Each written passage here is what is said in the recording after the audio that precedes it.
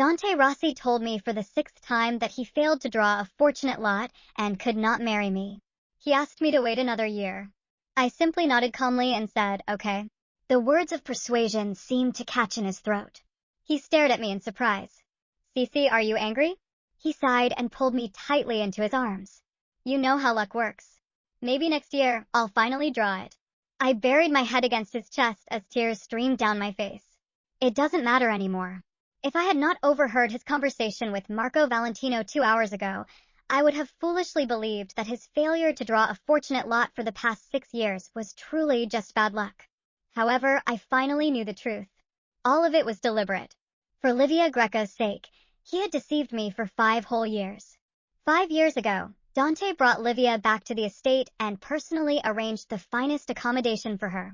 He told me, Livia's father died saving me. I have to repay him. His daughter, Livia, grew up in Scampia, a small village. I brought her back so that she could see the world. At the time, I thought nothing of it. I only felt grateful Livia's father had saved Dante's life. Hence, I never imagined she would make such an outrageous request of him. Even more unthinkable was that Dante actually agreed to her absurd demand. What do you mean? I'm just having some bad luck. Next year, I'll draw it for sure. His tone carried such certainty as if everything remained within his control. Of course, I understood why. However, after today, we would have nothing to do with each other. The day before the drawing, Giuseppe Caruso from the Rossi family sought me out. This is Dante's last chance to freely choose his marriage. If he still fails to draw a fortunate lot, it proves your marriage isn't blessed by God himself. According to the Rossi family law, he will no longer have the right to choose his own marriage partner. At this point, Elder Giuseppe gave me a meaningful look. It's been 6 years. You should prepare yourself. If you can't marry Dante, you won't escape the fate of an arranged marriage either. I've watched you grow up since you were a child. I'll make an exception and give you a choice. He gave me priority selection rights, along with a list of eligible marriage candidates from various families. That day, I fought against his arrangements. I told him with absolute certainty that Dante would draw a fortunate lot this time, and we would marry soon. Reality slapped me hard in the face. The conversation I overheard afterward made me give up completely. Dante was about to make more promises when the bedroom door burst open. Livia poked her head inside and stuck out her tongue playfully. Sorry to interrupt, but I couldn't wait any longer. She waved frantically at Dante without sparing me a single glance. Dante, the driver's here. We need to leave now. Coming. Dante released me and explained apologetically, Livia wants one of the new bags. Of course, I won't forget yours. I already reserved the one you like. He grabbed my hand to pull me along, but I gently pushed him away. I'm not feeling well. You two go ahead. Dante looked displeased at my refusal, but under Livia's urging, he only said hastily, Don't be angry.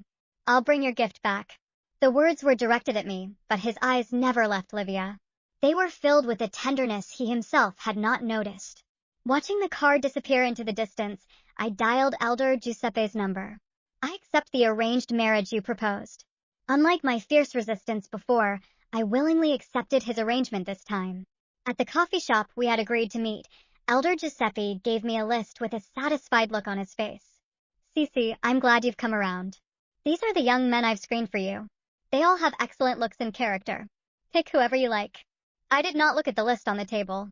Instead, I pushed it toward the Elder Giuseppe and said softly, Elder Giuseppe, I trust your judgment completely.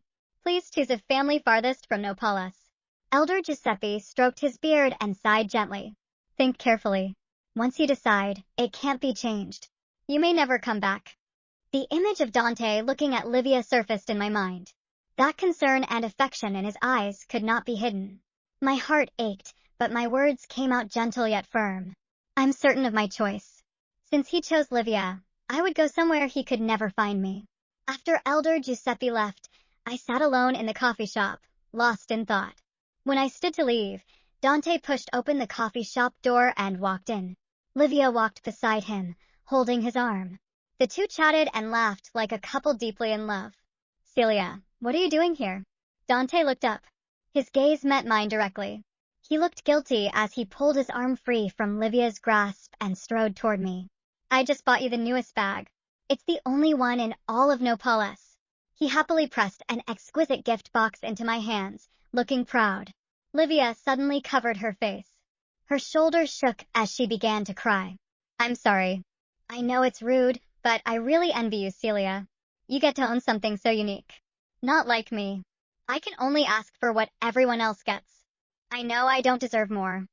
I wanted this bag too, but I didn't say anything because of you. Dante stood helplessly to the side, looking at me with pleading eyes. I said nothing and stared at him, as if waiting for his decision. Since childhood, Dante had always doted on me, especially after we started dating 7 years ago. He once swore, as long as I'm alive, you'll have the best of everything. You're my princess. No one's going to outshine you. Yet in the mere 5 years since Livia appeared, I was no longer the only one in his heart. Every time he bought me expensive gifts, he would casually bring Livia a small present as well. Over the past 5 years, the gifts he bought Livia had gotten more and more expensive. Still, I never imagined that when Livia coveted a gift meant for me, Dante would actually hesitate. When I stayed silent, Livia wiped her face and turned to leave. Dante grabbed her arm. Where are you going? Didn't you just say you wanted coffee? You made me take this detour just to come here. Livia let herself fall into his embrace. Dante, I'm too greedy. I'm just a girl from Scampia. I really don't deserve these nice things. I should go back to Scampia. That's where I belong. Dante held Livia tightly. The look he gave me carried a plea. Cece, how about you give the bag to Livia? You've owned countless luxury items since childhood, and Livia just wants this one. I'll buy you something even more expensive later, okay? I lowered my head and placed the gift box in Livia's hands. If you want it, then just take all of it. Even Dante. I no longer wanted him either.